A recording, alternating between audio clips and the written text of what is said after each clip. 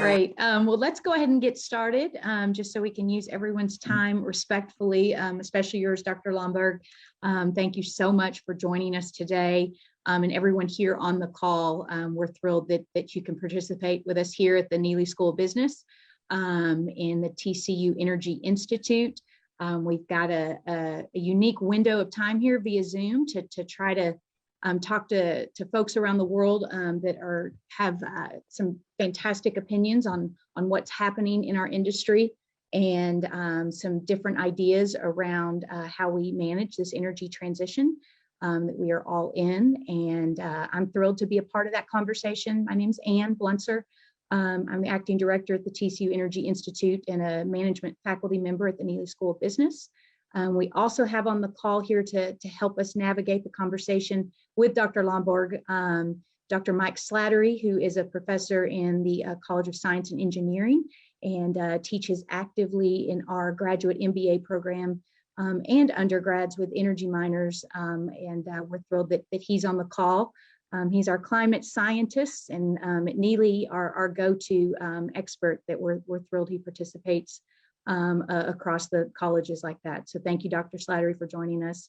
And then Dr. Tom Bates, also joining us. He teaches our energy macroeconomics class to our MBA students, and then also teaches our global geopolitics class in energy with our MBA students, and has been on the faculty for the energy program since 2011. And so he's going to help navigate the conversation as well. And then, of course, our guest of honor, Dr. Lomborg. Thank you so much for joining us today. We're thrilled to have you here and hear your thoughts and perspectives on things. I think everyone probably saw his bio if they registered for the talk today, but just briefly, several books that we use and like to spark conversation here at our institution and let people come to their own conclusions on what they think about that. But we feel like it's really critical and crucial to have all the research out there for everyone to absorb and then make that decision for themselves.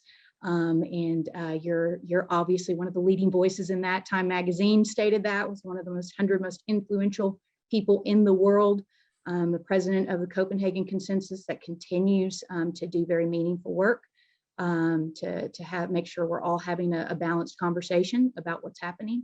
And that's what we like to do here at the TCU Business School. And especially as we now take on the leadership of the Energy Institute, is just to provide a format for us to have an open and balanced conversation about how we can possibly navigate all this challenging energy transition. Our program, just a quick plug before we get started, our education programs at the business school, we have a minor in energy. So any student across the campus can select that minor. We also have an energy certificate program that is now focused on sustainability and ESG. That's a 9-hour graduate certificate program that we just launched in the last month that will tap into the curriculum in our MBA program, which has an energy focus. About a third of the curriculum is specific to energy, but it is a general TCU MBA. You just get to specialize in the energy space and get to participate in meaningful discussions like these with the experts you see on this panel today at a year-round basis. And I would venture to say, I think we are the best energy program in the country with our ability to connect industry with our students and their experiences here. And so I'm honored and thrilled to be a part of that. And I'm going to take a step back now and turn it over to you, Dr. Lomborg. Thank you very much. I really appreciate it. Thanks a lot, Ann. And thanks also Mike and Thomas for being here. And of course, thank you guys for all of you who have tuned in. I'd love to share with you some of my thoughts. Very clearly, some of you, as I understand, have already had a chance to look at some of my book. I'm going to try and make the general argument of how we should think about climate, and also briefly mention that I actually run something called the Copenhagen Consensus, which is a think tank where we look at how can you spend money and do the most good for the world. So we work with a lot of developing countries. We're working right now with Malawi in Africa and Ghana and Nigeria. We've worked with Bangladesh and Haiti and India and many other places before. And fundamentally, much of what I work with on a day-to-day basis have nothing to do with what I'm going to be talking about here today, because that's about, tackling those obvious things like tuberculosis and malaria and lack of food and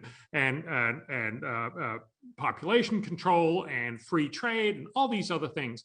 I'd love to talk about those as well, and maybe we'll have some time to talk about that at the end. But in some ways, while those are all huge problems for most of the world, that's not what we think about. That's not what we talk about. We, in the rich world, focus mostly on climate change. And I think we get our priorities wrong to a very large extent because we forget all these things. But as I said, that's maybe for another conversation. But let me share with you my thoughts on how we should think about, in the first world, about thinking and working on climate change. With that said, I'm going to try and see if I can actually manage to get my computer do just as we did before, to actually share the screen so that we can get going. And you should hopefully see my screen. And if you are seeing my screen, are you seeing my screen? Good, great. So climate policy, and how do we think about making effective policy? And in some way, the subtitle is alarmism wasting trillions? And the short answer is yes.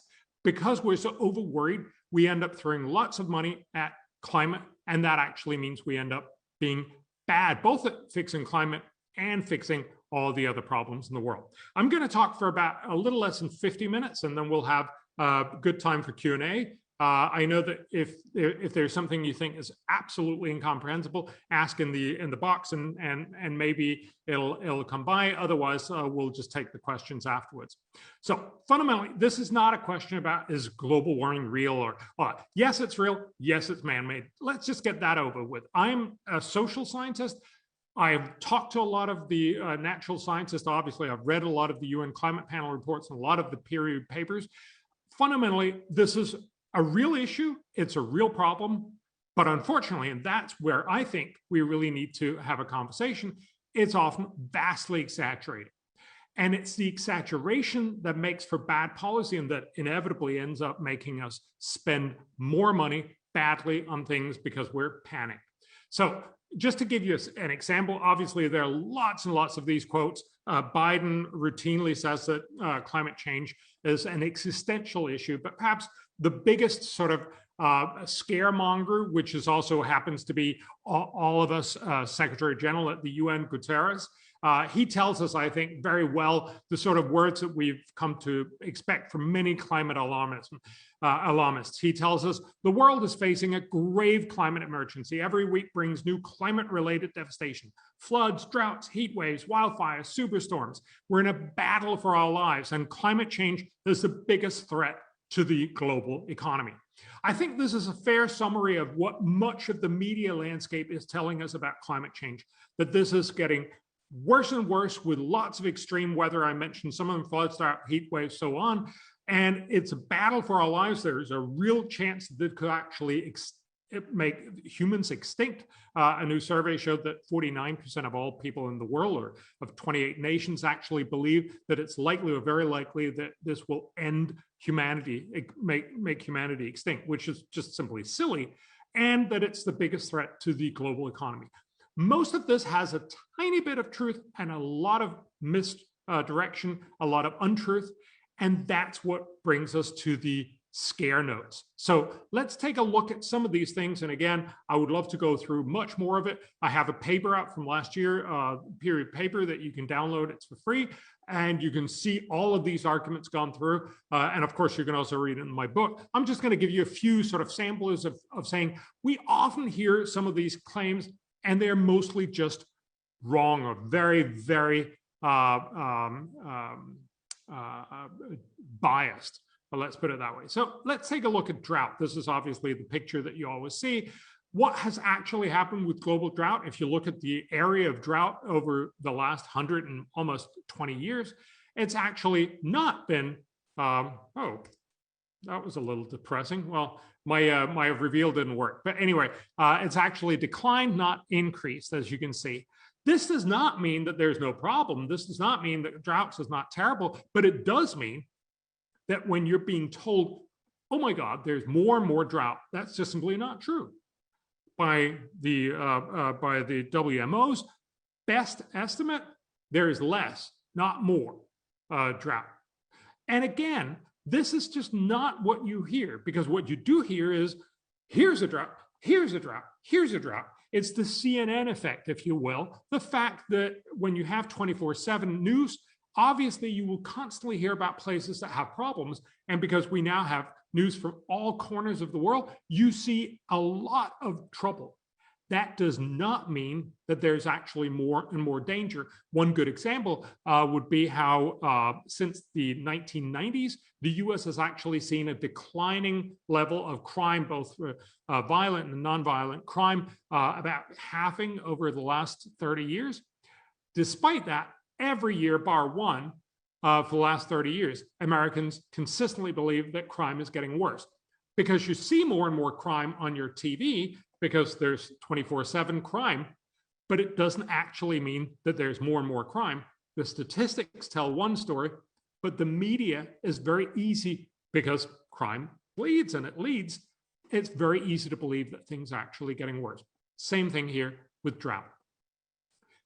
And actually, if you ask the leading science programs, so for instance, the US Climate Change Science Program, which is the UN Climate Panel for the US, they tell us droughts have, for the most part, become shorter, less frequent, and cover a smaller portion of the US over the last century.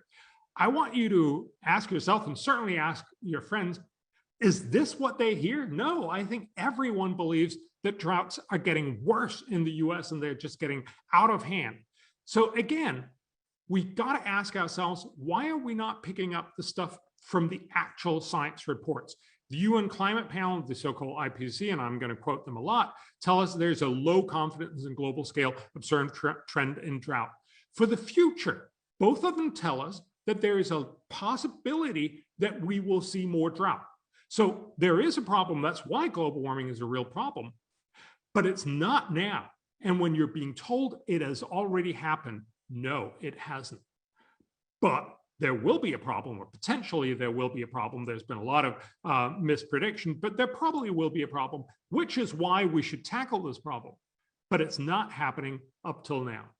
So let me show you, and this is essentially the same outcome for these things when you're being told that there's more and more flood. The UN Climate Panel actually tells us there continues to be a lack of evidence and thus low confidence regarding the sign of a trend in the magnitude and or frequency of floods on a global scale over the instrumental record. We actually don't even know if floods are getting more or less serious in the world. There are certainly some places where floods are getting worse. For instance, in the U.S., in the central U.S. around the Mississippi, but in the northwest, it's getting less bad with floods. And again, if we actually look at how well do we tackle this, we have good data for costs from U.S. flooding back from 1903. If you look at how that has progressed, what you actually see is the cost of flood in relationship to GDP. Obviously, if you're twice as rich, all other things equal, you would imagine that twice as much would get damaged. So you have to measure it in terms of GDP and not just in terms of actual money, because as we get richer, obviously more stuff is going to get damaged by the same amount of flooding. So if you take it in percent of GDP, we've gone from a world where about 0.5% of cost to flooding every year of GDP in the early part of last century down to about 1/10 of that. It's now 0.08%. In 2019. So dramatically, we've seen a reduction in the cost of US flooding, and it fits very well with the patterns that we've seen for a very long time, namely that as we go along, as we get richer, we become more resilient, and we're actually better able to handle problems like both drought and flooding. And so we see these figures both for drought and for floods. I'm just showing them for floods. And it also happens to be true for all other catastrophes, for both for developed and developing countries. I'll show you one more graph, but there's a lot more evidence that actually shows that this is not an increasing problem, and certainly not at the UN Climate Secretary, Secretary General is telling us that this is an ever-escalating economic problem. No, it's actually a smaller and smaller problem. Again, with hurricanes, Al Gore famously had his movie with a smokestack where a hurricane came out of it. We're constantly being reminded that hurricanes are being created by global warming. But actually, the UN Climate Panel tells us globally there's a low confidence in attribution of changes in tropical cyclone activity, which is what they call hurricanes, to human influence. We can't actually show this so far. And if you look at the number of hurricanes hitting the US, again, there's a lot of problems with using statistics, long-term statistics for hurricanes, because we've gotten much, much better at picking them up. Of course, especially after the satellite era started in the 1970s, 80s, where we suddenly could see a lot more hurricanes that never hit land. If you look just at the US continental landfalling hurricanes, we have a much better record because it's very unlikely that landfalling hurricanes were missed. Whereas it's very likely that a hurricane just out in the middle of the Atlantic would get missed. And again, what you see across 1900 till today, you've seen a slight decline. Again, it's not significant, but it's not increasing. If anything, it's slightly decreasing. And some people will say, but aren't there more strong hurricanes? Well, actually, if you also look at the strong hurricanes, the category 3 and above, no, it's also slightly declining, not increasing. Again, this does not mean that in the future things can't get worse. We actually expect, this is again the UN Climate Panel, that you'll see fewer, which is great, fewer hurricanes, but you'll see stronger hurricanes, which actually turns out to be worse, so that you will have overall slightly worsening outcomes because you'll see fewer, but worse and worse beats fewer. So you will have an increase in damage. But what you also have to remember is as we get richer and richer, we'll actually see less and less damage. So we estimate that although globally hurricanes cost about 0.04% of global GDP right now, if there was no global warming, because we get richer by the end of the century, we'd probably see it decline from 0.04 down to 0.01. But because of global warming, it will only decline to 0.02. Yes, that's worse than the category where we had no global warming, but it's still actually better in 2100 than it is today. It'll be less of an impact on the global economy by 2100 than it is in 2021. Very different from what you hear, and certainly different from, I think, most presentations in the global media. So again, my point here is not to make a compelling argument in the sense that I'm going to go through all the things that the Secretary General talks about. I do that in my book and the article, but it gives you a sort of sample of why we're being presented with an argument that we're seeing more storms, we're seeing more drought, we're seeing more flood, and it's just not true. What we are seeing is more stuff on CNN and Fox and everywhere else, but that doesn't mean that there is really more. So how do we get it so wrong? I think one of the main reasons is that we miss adaptation. So clearly, if we assume that people do nothing, clearly things would get worse, but people don't do nothing. We're famous for actually adapting to all the different problems. So I'd love to show you how many deaths do we have from climate back from the 1920s until today. We have a pretty good handle on that from the International Disaster Database. I couldn't see it from my microphone. And what most people would probably think is that deaths are increasing. That seems like what we would expect from the media's coverage of global warming. But actually, what we've seen is a dramatic decline. The floods, the people dying from floods, droughts, storms, wildfire, and extreme temperature have declined from almost 500,000 people dying each year in the 1920s to less than 20,000 in the last decade, where we have good data from 2010s. And actually, as you can see, the deaths in 2020, but that's just 1 year, was even lower. It was about 8,000. So we've actually seen a decline of 96% over the last 100 years. This has nothing to do with climate. It has everything to do with a better adaptive capacity. Rich people get hurt much less. If a hurricane hits Florida, sure, it creates a lot of damage, but very few people die. If the same hurricane hits Guatemala, which is a poor country, it will create much greater trouble. It'll kill lots more people, thousands of people. We know Hurricane Mitch killed about 10,000 people. It destroyed a third of their economy, and actually had long-term impacts for years. So if you're rich, you're much better able to handle it. You're much more resilient.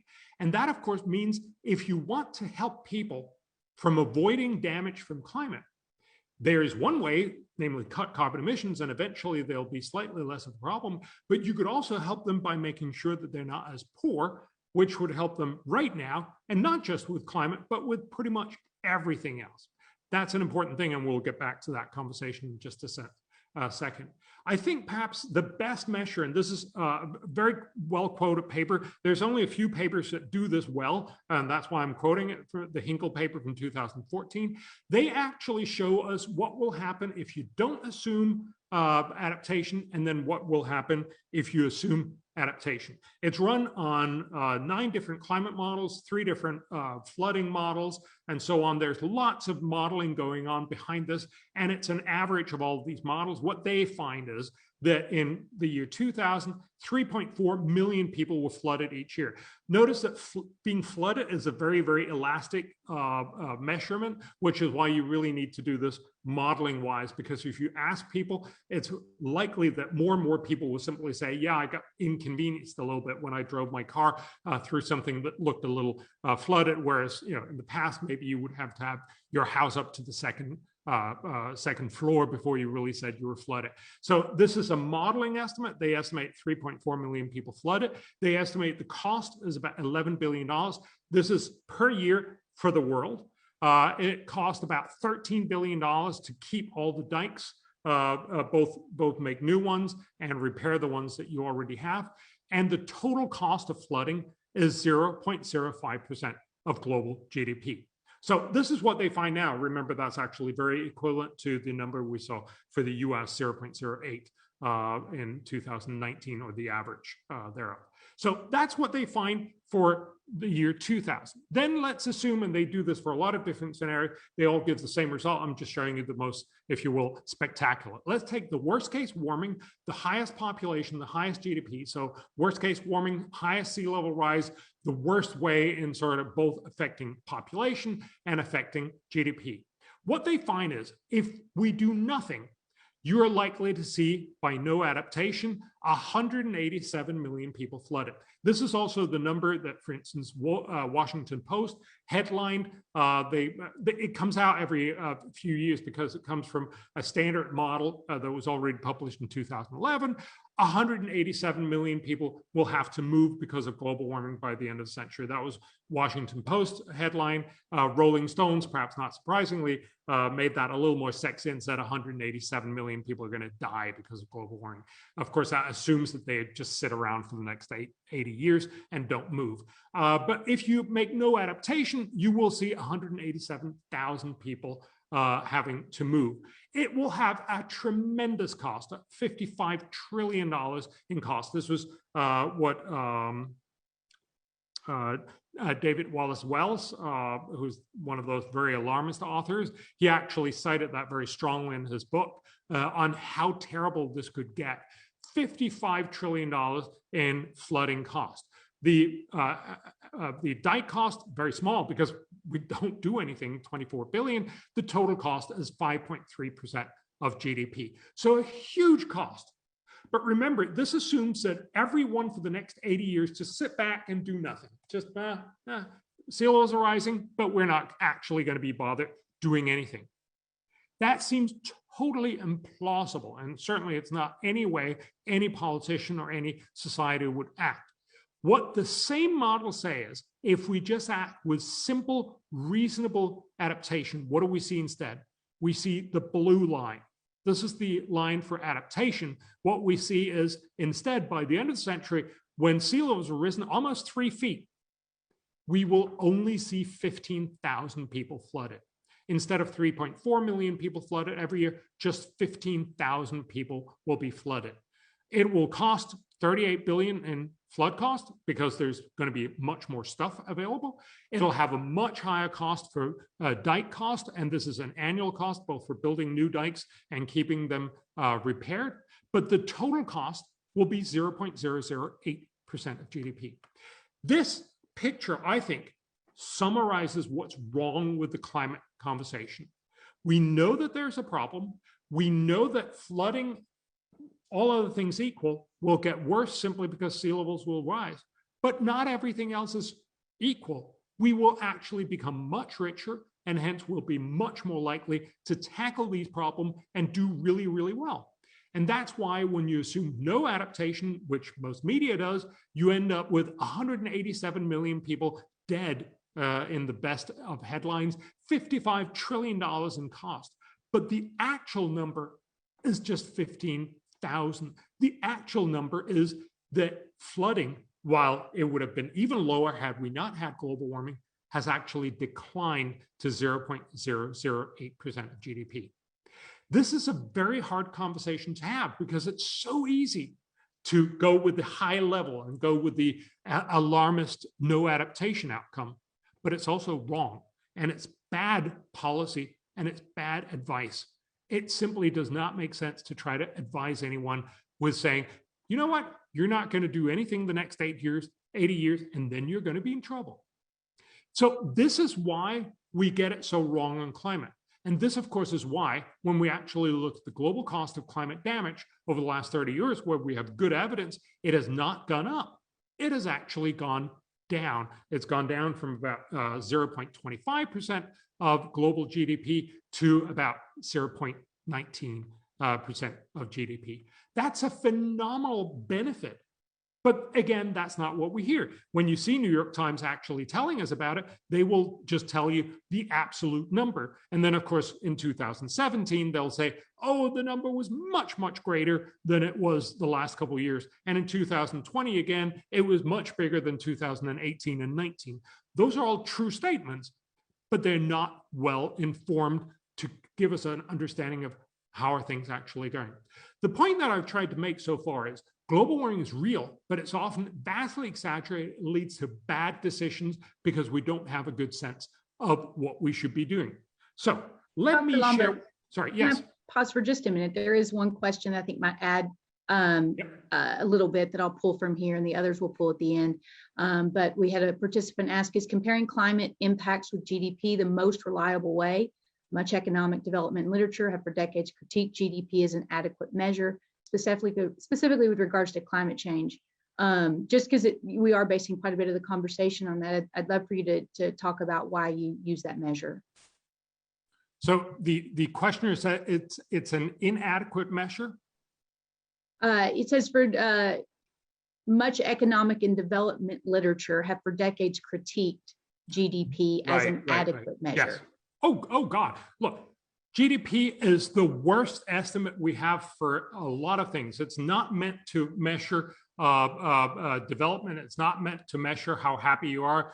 There's a wonderful speech, and I'm not going to do it justice, from Robert Kennedy, where it says it measures our capturing of thieves and the state hospital, the penitentiaries that we need to run it, but it doesn't measure the happiness of a child or this, that, and the other. So there's definitely a lot of problems with GDP.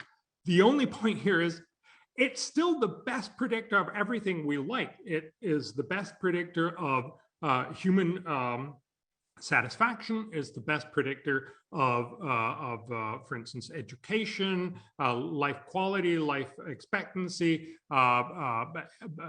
education rates,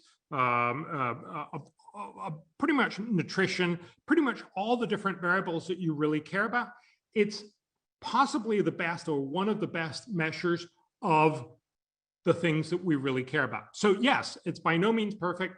It's by far the best, and certainly the best available data point. So I think it's important to say, while I would love to be able to have a better one, certainly the ones that we've constructed, that we've tried to make better, actually turns out to, for instance, not be as good to evidence, for instance, life quality, experience life satisfaction. So clearly GDP does something right, and that's why I'm using it. All right, let me move on. Climate policy. So far, I think climate policy that we have managed to have has shown how not to fix climate change. I was asked by the organizers, and I've just got to preface this, I don't know terribly much about Texas. Obviously, we all saw your terrible blackouts in February. So I was asked if I could just make a few comments on this as well. And I think what is important here, and this comes from Michael Schellenberger, he pointed this out, you can have a lot, and there's been a lot of different spins on this. What he tried to show here is what was the lowest performance of different, so nuclear, natural gas, and wind during the blackout. And his point very clearly is to say, look, wind just didn't contribute very much. And there's been this whole conversation, but wind wasn't expected to contribute very much. And that's absolutely true, because wind only provides about 14% of its stated capacity on average. It probably provides what, 20, maybe 25% on average. But the whole point here is to recognize that most of what we talk about, so switching over to wind and to solar, gives us huge problems in the long run, simply because where are we going to get our energy from when the wind is not blowing and the sun is not shining? And this is a simple point, and a lot of people like to almost make it a trivial point and say, oh, well, of course, we know that, but we'll fix that. But we don't know how to fix that. And that's, of course, the real issue. We need baseload power in order to be able to have safety, in order to be able to have a continuous supply of energy. And it is important, no matter what you think about the specific causes of the blackout, it is very clearly important that we can actually drive our society with baseload power. That is power that we can turn on and use when we need it, rather than power that just happens to happen whenever nature thinks it's relevant for us. So the idea here is, if anything, when you look at the Texas blackout, it tells us that story, which I think we're very reluctant to sort of embrace, that it's very, very hard to power a modern society just on solar and wind.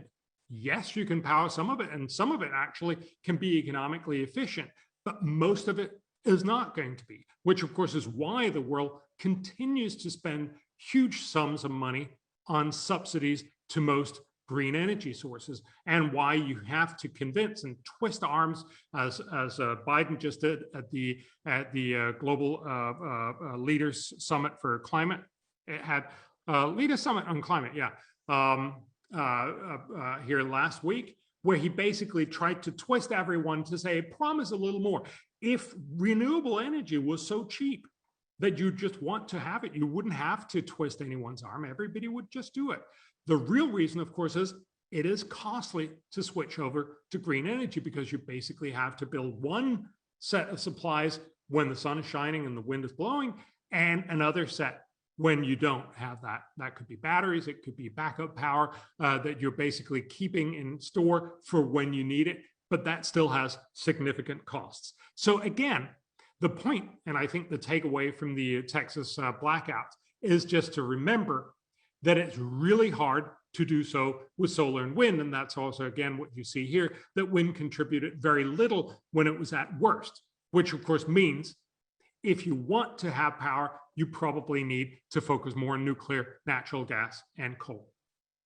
But I want to sort of take a step back and look more basically on all of our climate policies. Remember, we've been talking a lot about climate for the last 30 years, and certainly a lot in the last 10 years. It has become very, very important in most international organizations and so on. Yet, when UNEP, so the UN Environment Program, looked at this in 2019, just before December 2019, just before the COVID epidemic started, they basically said we'd had a lost decade.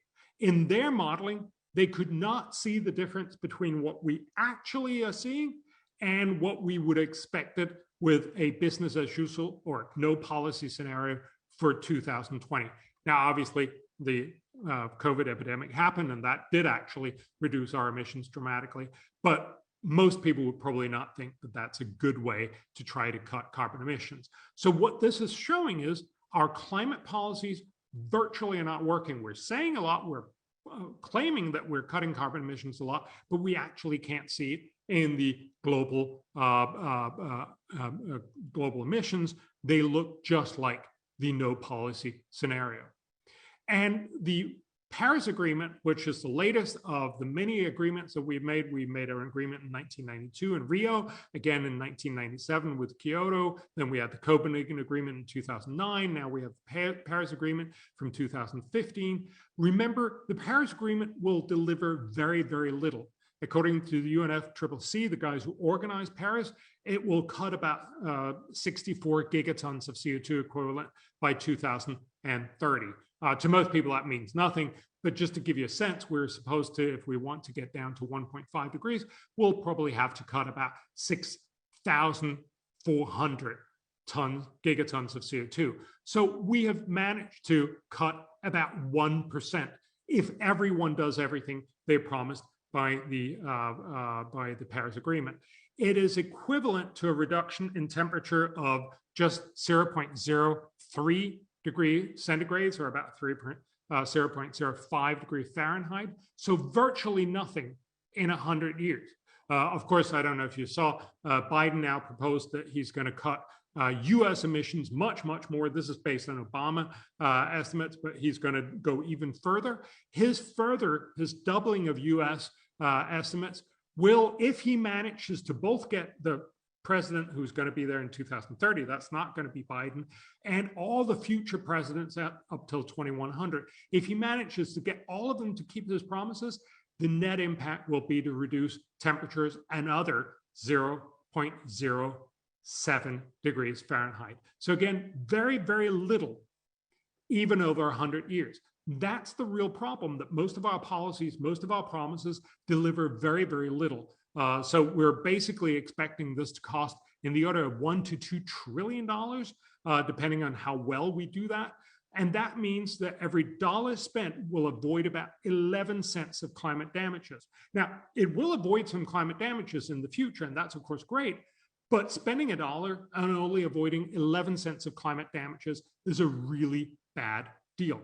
If we do the Paris Agreement for the rest of the century, we can probably avoid 0.17 degrees centigrade, or about 0.3 degrees Fahrenheit, which is nice, much more than what Biden promised at the Leaders Summit, but it still is very, very little in comparison to what we really need to do, and the cost will be somewhere between 60 and $120 trillion in cost.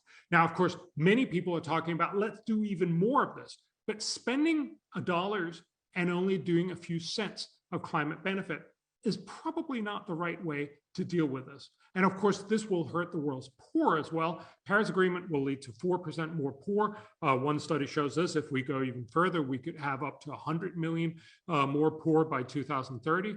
And also remember, for most of the world's poor, it's not about cutting in their availability of power. It's about getting more power.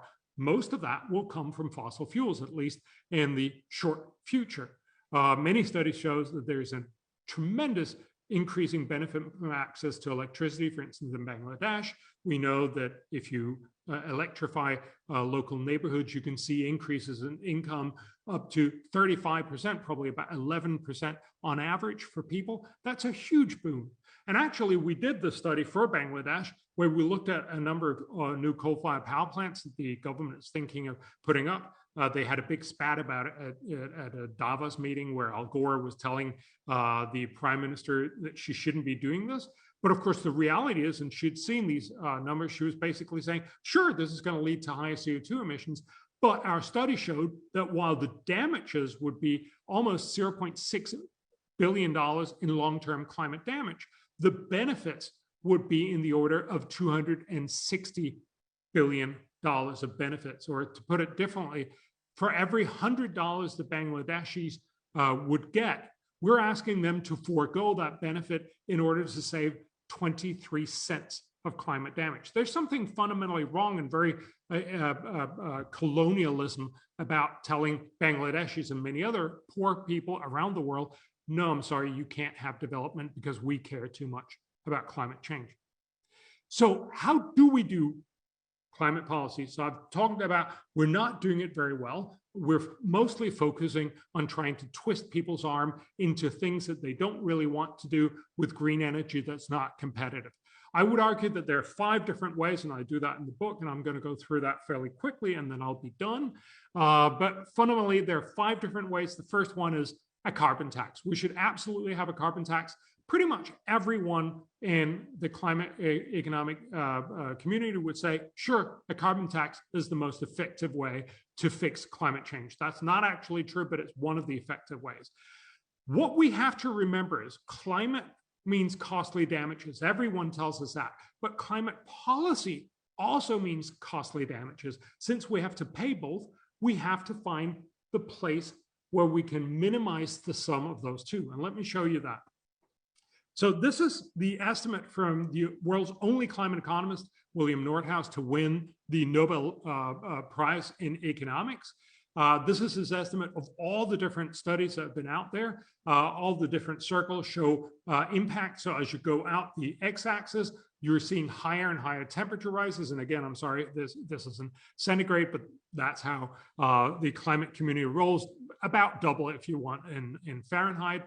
And what you see is that there's a trend downwards, that is the impact on global GDP. It gets worse and worse as temperature rise. This is Nordhaus' best regression, and this is his best regression when he admits, when he includes what is probably emitted, because a lot of models try to incorporate a lot of things, but no model incorporates everything. So this is an estimate, if you will, of the emitted damages, which obviously is hard to say, did we include enough or did we include too much? I go through in the article also why that's probably a reasonable estimate and doesn't seem like there are huge outliers that we haven't included. But this is the estimate that he goes with. This is, again, his model and what he got the Nobel Prize for. So let me show you what is the cost of the different policies. So if we imagine a no policy, so what's the cost of a no policy? That is, we end up at about 7.2 degrees Fahrenheit or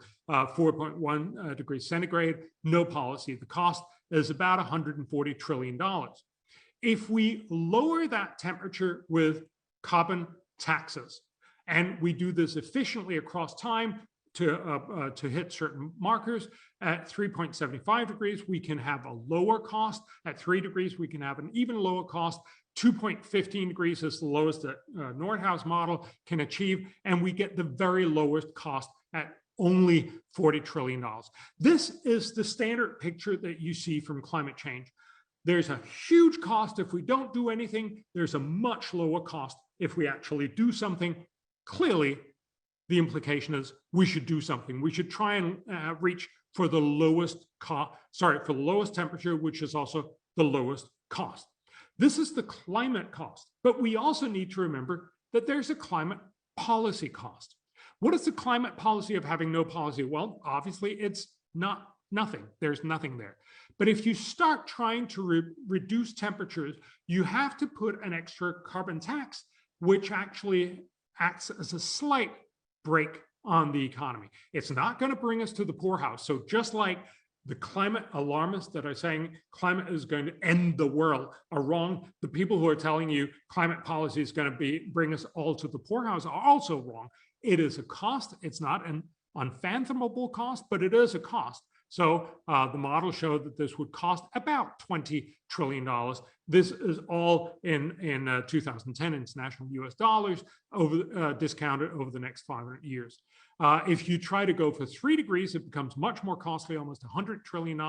And of course, if you try to go for the very lowest, which means that you basically have to get the entire world to switch everything out in just a few short years, it becomes $350 trillion in cost.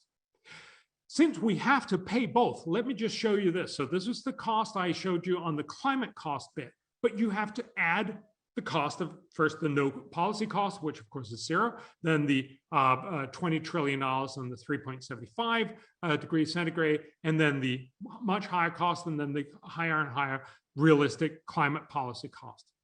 What you see here is, and this is simply what the economists tell us, the optimal climate policy is one where we put a little carbon tax on and it increases over time. So we will actually end up cutting about half of total emissions over the 21st century, but it will only reduce temperatures by about 0.35 degrees. And it will do so smartly, mostly by making sure that we eventually switch over to slightly more expensive energy sources, but slightly less CO2 emitting energy sources. Again, all of this assumes that we do this smartly also across across all the other greenhouse gases, but I'm just talking about carbon dioxide here for ease of presentation.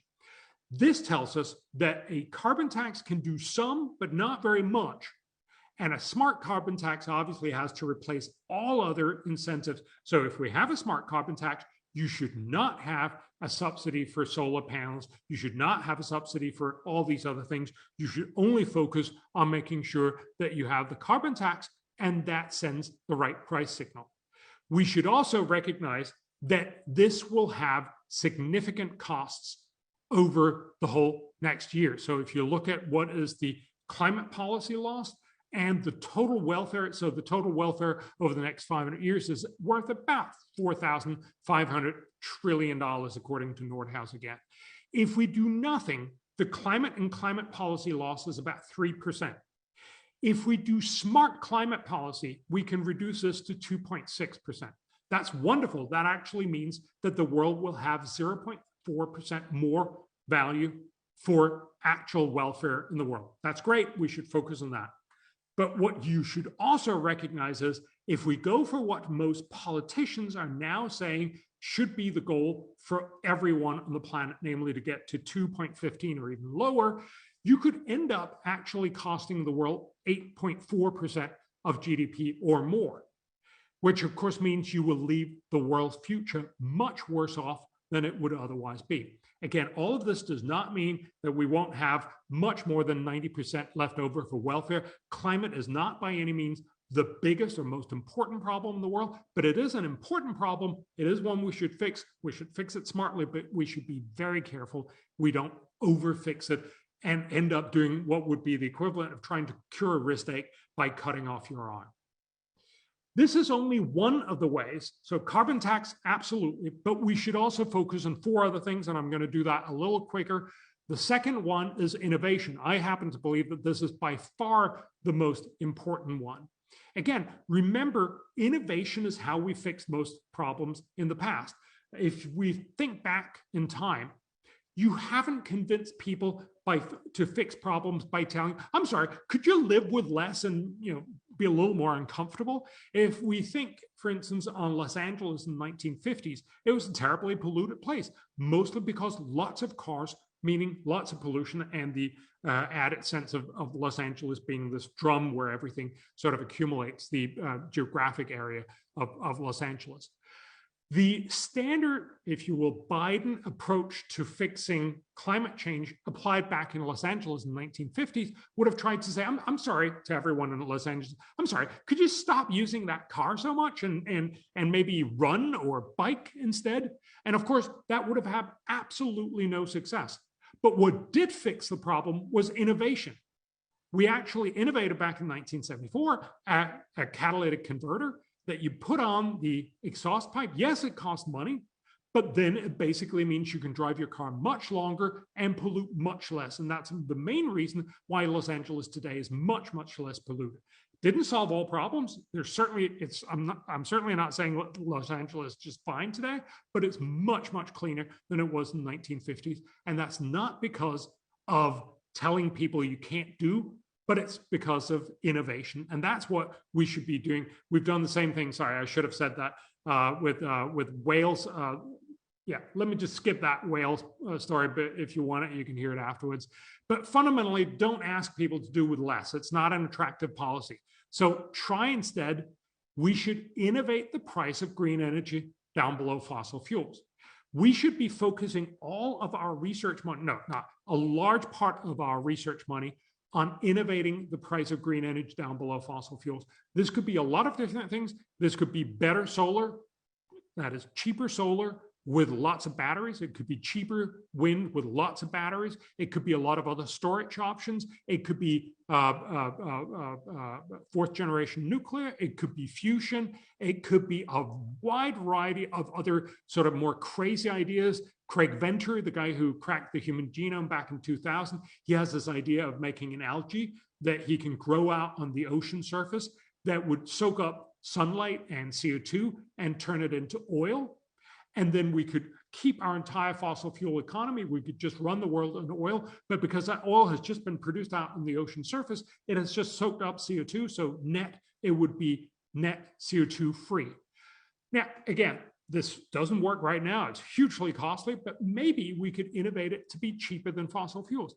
If we could find just one or a few solutions that would have green energy cheaper than fossil fuels, we would have solved the problem. We'd be done. Everyone would switch. We wouldn't have to twist the arm of China or India or Africa or indeed Americans, because everyone would just adopt these new technologies. So the simple point here is to say, instead of trying to get everyone to do what they don't want to do, try to make sure that this actually is an attractive opportunity for most people. This is also the case of saying better technology cuts more CO2. If you look, for instance, EU has been trying to do a lot of wind and solar. It cuts about 100 megatons per CO2 annually, whereas the US shale gas revolution, which basically had a lot of coal replaced with shale gas because it's much cheaper, cut about 3 times as much. And of course, remember, the EU pays about $40 billion a year in subsidies, whereas the US, by one estimate, makes about 300 billion in higher GDP. It's obviously much, much more attractive to tell people, would you like to cut a lot more CO2 and make money rather than cut less CO2 and have to pay for it? This is why we need to focus on dramatically increasing our green R&D funding. All governments, or all of the main governments, including the US government, actually promised to do this by 2020. Obama did so, the Germans, the French, the Russians, the Chinese, the Indians, many others. Almost none of them are doing this. So actually, if you look at the OECD, this is how much green energy R&D that we've been spending. And as you can see, since 2015, we have seen a slight increase. This is also true for the US. And this is actually where the promises are. So there's no way we've hit the promises. We should be spending much more. Actually, our research shows we should be spending even more than just doubling. We should probably increase this 6-fold. So just to give you a sense of how much benefit do you get per dollar spent on these proposals, well, the EU 2020 climate policy, which was 2020 climate policy, the best studied estimate is that this probably delivers about 3 cents of climate benefits for every dollar spent. The Paris Agreement, as I mentioned before, delivers about 11 cents for every dollar spent. A smart global carbon tax can actually deliver $2 back in the dollar. It will have a cost on the economy, but the benefits, long-term benefits for the world, is actually going to be about twice as big. That makes it a good investment. But innovation will likely give us an $11 back on the dollar, simply because they will leverage the opportunity of finding just one solution that when we get it, it will help everyone spend much, much smarter. I'm just going to go through quickly the other things, and I realize the last part I'll probably have to skip a little bit of these slides. Adaptation. So fundamentally, as I showed before, we miss adaptation, much of it because it already happens, because it's privately smart. But for instance, for sea level rise, it's not a private enterprise. You can't just do a dike around your own little plot, or at least it would be phenomenally inefficient. There you need public investment, and we know that there are many places where the payback is more than $100 per dollar spent, which of course is also what we saw, that we can go from cost of $55 trillion back down to a cost of about $48 billion. That's a phenomenal investment, benefit for a fairly small investment. So again, we should absolutely be focusing on adaptation. There's lots of other policies that are still smart, but less impressive. I've written a lot about them, but it's fundamentally about making sure that we do all the smart things that are not necessarily these amazing things. So they're not green roofs, because green roofs are actually really costly, but just white roofs are great because they reflect sunlight, they cool your house, they have lower air conditioning costs, and they're very, very cheap to do. They also keep people better in better health when there's a heat wave, for instance. So obviously agricultural adaptation, if it's hot, you start growing at a different time, or maybe you can switch crops. We should certainly also look at geoengineering. I'm not suggesting that we should actually be spending money on geoengineering, but we should look at it. The idea of being able to change the world's temperature by simply changing the influx of sunlight. That could be through scattering particulates in the upper stratosphere. It could also just be through whiter clouds. We know that these sorts of technologies are phenomenally cheap. We don't know whether they work yet, but because they're so cheap, they're likely to be used both by rich billionaires or just simply very energized NGOs. And we should certainly know if they work, but they're also the only way that we can actually do something if things move really fast. For instance, if the West Antarctic ice cap was about to melt, no climate policy can have any impact over even half a century, whereas geoengineering could actually have an impact in just a week or less. I'm just going to skip this whole thing and just point out that it has huge potential. We estimate the cost-benefit ratio could be 2,000 back in the dollar. Finally, we should also remember we should be focusing on prosperity, because if we get people to come out of poverty, they will be much less vulnerable to climate change. It's the simple point of recognizing that while we do care about climate change, we care really about climate change because the impact it has on nature and on humans. And we know that much of what we can do by making humans less poor means that they will both be better adapted to climate, and hence they'll be better able to tackle whatever climate throws at them. But because when they're richer, they'll also be more involved in, for instance, protection of the protection of wildlife. They'll set aside more wildlife reserves and so on. So they'll actually also be more caring about nature. Again, I have a couple of slides on this, and I'm not going to go into this because I want to get to your questions. So sorry about this. Let me just end up here and saying, well, yes, now I think I'm there. So let me just get to the summary, what works and what doesn't. So what I've tried to show you is fundamentally, global warming is real. It's often vastly exaggerated, and it's mostly because we forget about adaptation. And what I've tried to point out is, yes, global warming will cost about 3% of GDP over the next 500 years. That's a significant cost. It's not a end of the world cost, but it's a significant cost. If we do smart carbon tax, we can actually reduce that by 0.4 percentage points, so down to 2.6%. Innovation can do lots more, and that's probably where we should predominantly be focusing. Adaptation can also do something. It has a benefit cost ratio of about 2. Research and development for geoengineering could potentially have a benefit cost ratio of 2,000, so we should definitely look at it, but right now, more in the way of just making sure that we potentially have this as a backup technology. And then we should remember that prosperity is really what we're going for, both because it'll help people deal with all the other problems they have and with climate much better. And of course, it'll also help them to actually care more for their environment. So with that, I'm just going to shut up, and now I'll look very much forward to your questions, because honestly, that's probably much more interesting. I hope you enjoyed it. I hope it's understandable. I look very much forward to hearing your questions. Thank you. Thank you, Dr. Lomborg. I appreciate that. And what I'm going to do now is let Dr. Slattery and Dr. Bates, they can kind of look through and see the Q&A, but as well, would love to hear their perspectives to see if they have any questions, and then I'll continue to work through them. I also briefly, I think we have some folks from the Ken Davis family on the call now that maybe weren't on at the beginning. I wanted to wait and say a big thank you to them. That's why we're able to bring speakers to our campus to get our students thinking about things and hopefully challenging their thought process. And we get to do that several times a year. And so I want to thank the Davis family very, very much for their support in what that means for us to be able to bring people like you on campus or via Zoom these days. So let's get into it. Dr. Slattery, if you want to go first. Yeah, thanks. And I'm an informal guy, so if I could call you Bjorn, I hope that's okay. Absolutely. Mike. Excellent. So thanks for that. I mean, I think it is important, whether we're out in the general public or even in a university setting, to be able to have these conversations. A couple of comments and then a quick question, because there's a bunch of other questions that are lined up. I completely agree about your meteorization of the topic, right? What Stephen Schneider calls meteorology, this kind of portrayal of climate change in ever increasingly apocalyptic terms. And I don't think that's especially helpful. So I think that's, I take your point on that. And I don't think anyone would disagree that we need to bring the world out of poverty. So that's great. I would, one quick comment. I think your Texas data are very misleading, and I would be very skeptical about Michael Schellenberger on a good day.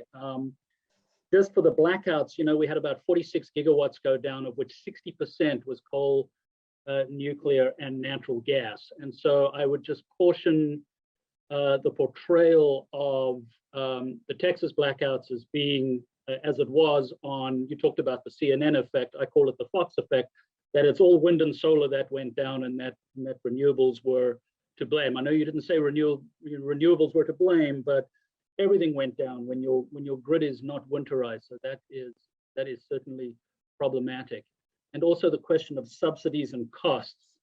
Wind, 15 years ago, wind and solar used to be subsidized and too expensive. Wind is essentially no longer subsidized, and we also have to bear in mind subsidies to fossil fuels. So just a couple of comments. My question to you is why should we believe a political scientist, right? Why should we believe, with all due respect, a political scientist when the climate community have really laid out a very compelling case? And I'm sure you're aware of Joe Stiglitz's review of your book in the New York Times, right? And there's another Nobel Prize winning economist that is sort of counter to the William Nordhaus approach. So I know it came up in the comments as one of the questions, but share with us, if you will, do you work with natural scientists? It seems like this is a very political science, social science, economic approach, which of course it is, but what about the climate scientists? And surely we should be putting credence in what people like Lord Stern are saying. Yes, so thank you, Mike. And I'm gonna try to be quick. And thanks for the Texas. I'd love if you could send me some of that data. As I also said, I felt a little bit, this was what the organizers would like me to say. I probably should have resisted that. Anyway, so you absolutely should not be listening to me. What you should be listening to, I think, is the Nordhauses and the economists of our world. So in some sense, the climate scientists are telling us what will happen if temperatures, both what will happen if we emit this much CO2, well, temperatures will go up, sea levels will rise this much. Now, what will then happen is very easily a social science question, as I tried to show you with the flooding. It is not just looking at how much was sea level rise and then map out the ISO curves and say, oh, all this area is going to be gone, because we know from experience that most of these places are actually so valuable that people will protect them at almost any cost, but it actually turns out typically to be very, very cheap. Just to give you one example, Holland over the last 50 years, their total dike policy has cost somewhere between $5 and $10 billion. The total cost. And remember, this is a Holland, which is what, 40% of the country is underwater. And not just a little bit underwater, but dramatically underwater. And they do really, really well. So what this tells us is we need to have the social sciences involved. I'm not pretending to be a guy who does these models himself. I'm simply referring to all the other people who have already done that. We definitely need the input from the climate scientists. I think that's why it's wonderful to have the UN Climate Panel. That's also why I mostly just simply use that as an in my presentation. This is what is used by Nordhaus and all the other people who are working on this, but then trying to take it into economic models and say, how much is this going to matter? For instance, when you then take the model that was done by Mendelssohn and several others on hurricanes, if you assume that we'll have slightly fewer but slightly worse hurricanes, which is the most likely outcome according to the UN Climate Panel, they run the model in a richer world and then say, all right, instead of seeing a decline from 0.04% of GDP to 0.01, we only see a decline from 0.04 to 0.02% of GDP. Both of those points are incredibly important. Yes, global warming will make it worse, but actually because we're much richer and more resilient, it'll actually get better, only not quite as much better as it otherwise would. And I think that's the thing that I'm contributing to. And then of course, the cost benefit analysis that I talk about here, I think it's absolutely crucial. We're talking about spending hundreds of trillions of dollars. We're talking about ripping out the growth engine from the last 200 years and saying, let's put in a new one and see how it goes. I think, it just strikes me as reasonable to say, well, let's just see how much do we think that's going to cost and how much good is it going to give? And unfortunately, the answer is very often we're going to pay a truckload and get fairly little benefit out of it. And that just seems like a stupid idea. That's the point that I make. And that's really the only thing you should take away from this conversation, I think. But no, it's one of the most important things you should take away. Cool, thank you. All right, Dr. Bates. So Bjorn, thanks for that very interesting and informative presentation. For my students who have read your book, it was a second dose of the truth, so hopefully it will stick. I appreciate very much the framework of your analytics, that we're looking at a cost-benefit analysis. At the end of the day, democratic societies choose, but at least we ought to know the facts. And so the cost-benefit analysis provides a framework, and we'll decide to do whatever we decide to do. One of the questions that came in from the audience, which I think is an interesting one, is, if the US adopts the Biden agenda and we go forward with the green initiatives, what happens if the rest of the world doesn't go along? What you have indicated that we have made, in spite of commitments, very little progress in climate change and in terms of CO2 reduction, notwithstanding various protocols that have been adopted. But what if India and China and the rest of the world, for example, don't adopt the green agenda? What happens then? Yeah, I think this is actually one of the most interesting questions, and I love that. I've just written an op-ed for Times of India and China Daily, and also in Brazil and many other countries, because if you look at the evidence, so the EU is furthest with this conversation. They're starting realizing that the enormous promises they're making will mean that they have to have very, very high implicit or explicit carbon tax. That will mean that a lot of businesses will move outside. So they'll basically move to China or India, somewhere else where they don't have to live with these huge burdens. That's called leakage. And one sort of elegant way of doing that is putting a carbon tariff at the border. So basically saying, sure, if you get cheap steel made in China, mostly with coal, we're going to put a carbon tax on it when it enters the EU, in order to simulate that it was actually produced in the EU. Now, what that actually means, and there's lots of good evidence for this, and I think this is way too little known, is actually this reshores a lot of businesses. It's a way for developed countries to make essentially protectionist policies. So instead of, and I'm just taking this as one example, so instead of the world, if you envision a 20% reduction in CO2 emissions for the rich world, that would typically cost the rich world $310 billion in this one model, $310 billion a year.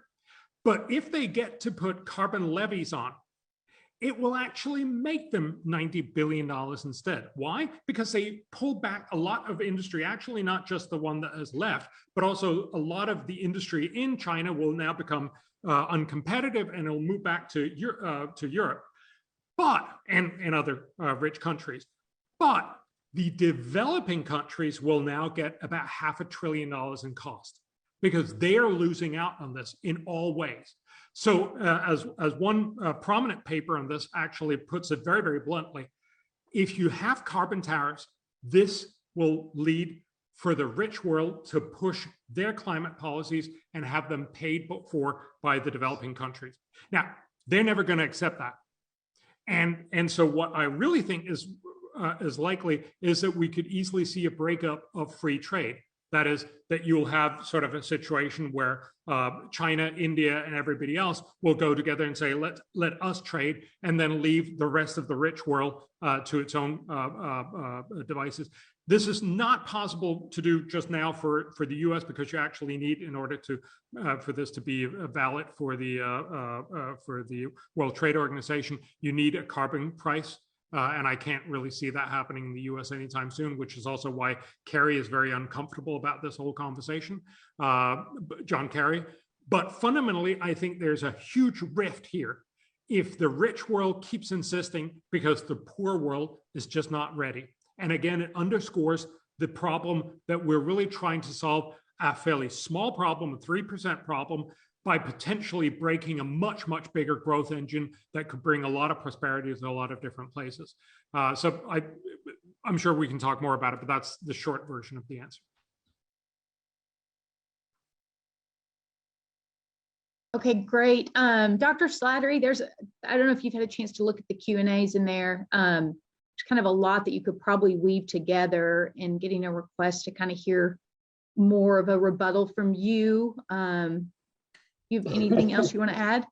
I just see two questions that are somewhat related. So let me just try and get two questions off the chat here relating to the development, Bjorn. One is there's also colonialism to the developed world causing the vast majority of the greenhouse gas emissions, having the impacts disproportionately impact poor countries. Can you speak a little louder? I'm having a hard time. Yeah. Okay. Yeah. Let me see if I can do that. So one of the questions was, or comment, there is also colonialism to the developed world, causing the vast majority of the greenhouse gas emissions and having the impacts disproportionately impact your communities. No, hence the need for us to pick up the slack and do more as developed nations on this topic. And another person writes, the IPCC has documented an increase in extreme weather events. When these events occur in some of the least developed and the least equipped countries, do you think there should be a financial responsibility in historical carbon emitters? So I guess that comes down to what is our responsibility as, you know, the OECD, the developed world. I mean, people living in Vanuatu probably look at the sea level data with a little more concern than we do here in the Dallas-Fort Worth metro. Yes.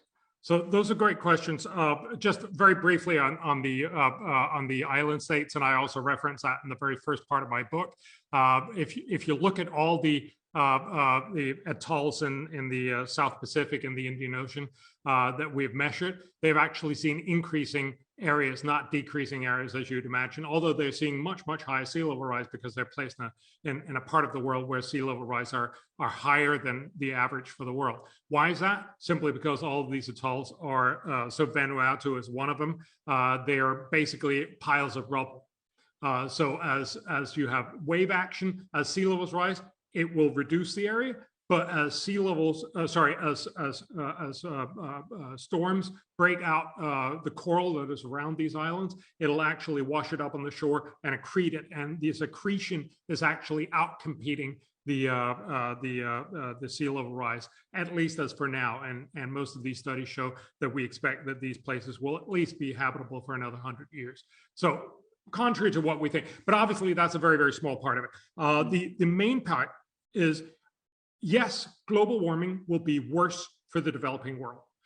It will absolutely be worse for the world's poorest. No doubt about it. The question, though, is the best way to help poor people to cut carbon emissions? It's not, for two reasons. Partly because it's an incredibly ineffective way to help. You're basically helping poor people 100 years from now a tiny bit. The second part is that they are much more likely to be much richer by the end of the century. That's what the UN Climate Panel is estimating in all its scenarios. So you're basically talking about, should we help someone who's poor now or someone who's much richer in 2100? Remember, the average person in Bangladesh will likely be as rich as a Dutch person or richer by 2100. So the real question is, should we help a poor Bangladeshi today or a rich Dutch person in 2100? And the simple answer is, of course, we should be much more focused, if you actually care about the world's poor, about the poor people right now. So in some sense, my head always blows when people are saying, I want to help poor people. So you know what? I'm not going to drive tomorrow to work. That's the least effective way to help poor people. If you actually care about poor people, you'd help them getting rich by not having their kids die, by getting better education, by getting better food, by getting access to free trade and all these other things that would actually have huge impact on their lives now, but also in the future. This does not mean we shouldn't care about climate change, but it puts it in perspective. The second bit, the second question that you asked was the IPCC has shown that there is more extreme weather. Let's just be very, very careful. If we talk about Is there more heat waves? Yes. There are also fewer cold waves. And remember, so far, we know that many, many more people die from cold than from heat. There's also more strong downpour and more downpour in total. That is all that we have demonstrated. Actually, the UN Climate Panel spent its whole 2012 report, the SREX, on extreme weather events, and they basically can't see that. And that was also some of the things I tried to quote here. So this is one of those urban myths that has just been essentially grown out, that we now know that there's more extreme weather. We know that there's a few things that have actually gotten more extreme. So strong downpours, and more heat, less cold. But we're not seeing more storms. We're not seeing more drought. We're not seeing, as I tried to point out, all these other things that you typically hear. Again, this does not mean, and you then have to go into the individual models, and that's what for instance, the economic models have tried to do, to actually show what will be the impact, for instance, of fewer but stronger hurricanes. And as I mentioned, that will be more damage, but not more damage compared to how much richer we are. So more damage, but still less damage in percent of GDP.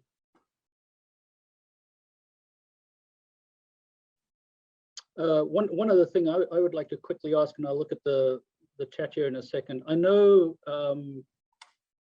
clearly you're no stranger to criticism. I think that's absolutely fair game in the world that you and I live in. But I know you've been criticized for grossly underestimating the damage associated with climate change, specifically as it relates to things like ocean acidification and and biodiversity. Could you comment on that and talk about the interconnectedness of our world and things like food supply? I know people often say Lomborg overlooks all this in his economic modeling. Would you like to just address that?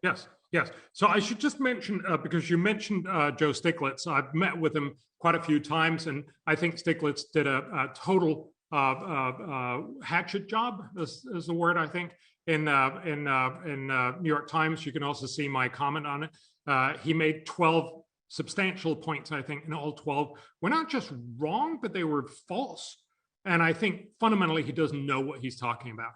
He loves to talk about it. I've met him several times before. He doesn't know most of the literature in climate. Certainly, when I met him several times, he was very startled by most of the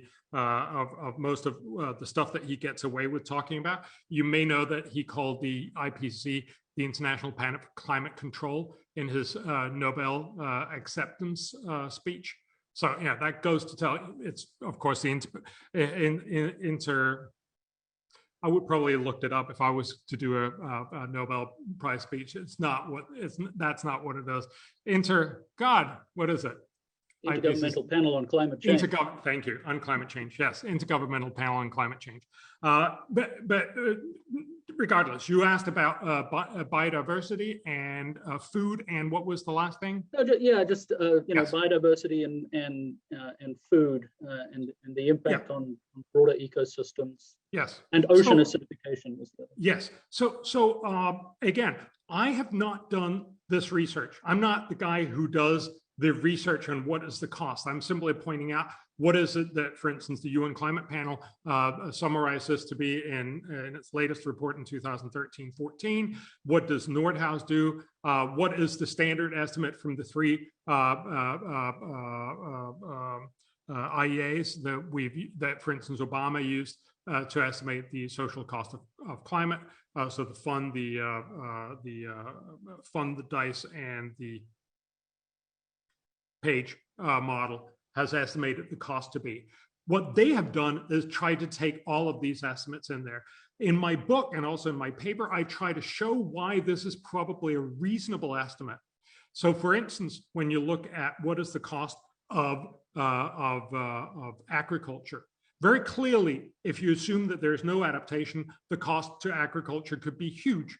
But if the world is supposed to be actually a better place by the end of the century, obviously, almost all countries will have to have most of their populations not working in agriculture. We're actually working with Malawi, which is one of the world's poorest countries right now. 75% of the population is working in in agriculture. And in the models that show that Malawi will have a really bad time with climate change are also the models that assume that still about 75% of the population in 2100 will be working in agriculture. That to me seems absolutely both a failure of development and very, very unreasonably unlikely. If Malawi moves in the same direction and gets about the same income as most developed countries do today, as we expect most developing countries will have by the end of the century, then they will have a very, very small part of their population in agriculture. Their GDP of agriculture will be the percentage of agriculture of GDP will be very small. Now, you can have a reasonable conversation, and I've seen many of this. I cite one of the biggest studies that try to estimate what is the total cost of global warming on agriculture. By no means, there's no doubt that overall global warming will have a negative impact, but obviously will adapt to a significant part of it, but not by any means all of it. But because agriculture will make up a very small fraction of GDP, what that means is even a very large increase in the cost of agriculture will still translate only into a very small impact on GDP, simply because if you have to say, instead of spending 0.5% of GDP in 2100, you may have to spend twice as much, namely a whole percent of GDP. That is many more resources, much more capital, much more labor than you otherwise would have had. It is still only 0.5%. And the reality is that when you do these numbers, the best study I quote is that it's about 0.2% of GDP. So yes, it's a problem. By no means is it the end of the world. Biodiversity is much, much harder to do, because what is the value of biodiversity? It really depends on what you're willing to pay. Clearly, the value of biodiversity for rich people is much, much higher than it is for poor people. And what we see consistently is that people say biodiversity is incredibly important to them, but we only spend about 0.2% of our GDP on biodiversity, despite the fact that UN and many other our international organizations have said we should be spending much, much more. I would take that as an indication that while we say it's very, very important for us, it's not really that much more important than we're willing to spend about 0.2% of it. If that's true, then this is not a big problem. Obviously, this will be a bigger issue for the world's future, and that's one of the reasons why I'm saying the only politically relevant way of making sure that people care about biodiversity is to make sure that it is so rich that they will start to act just like rich countries, namely setting aside many more biodiversity hotspots and saying we actually care that much that we're going to spend more on it.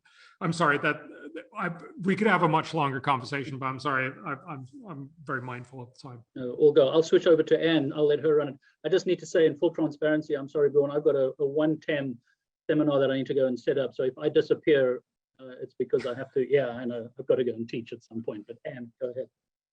Thank you, Dr. Slattery. And actually, we have so many more great questions, and I'll try to summarize a few of them for you, Dr. Lomborg, and shoot an email, and then I can get it back to our participants, because some of them are repetitive, but just so I can get to everyone that had a question. But at this point, what we're going to do is end the formal talk here. We do have a quick meet and greet with our current students that Dr. Lomborg's graciously agreed to visit with them after this talk. I want to thank everybody for joining today. If you're at all interested in what the Neely Business School and the TCU Energy Institute have to offer, we do have an informational this week. You'll get a follow-up email with some links and things like that if you want to learn more about continuing your education at TCU and being a part of some great discussions like you just witnessed. So again, Dr. Lomborg, thank you so much. Appreciate your time. Dr. Bates, Dr. Slattery, as always, thank you for all that you give our students, and we appreciate you. And one more final thanks to the Ken Davis family in helping support this lecture series. Thanks again. About a round of virtual applause. Thank you, yes.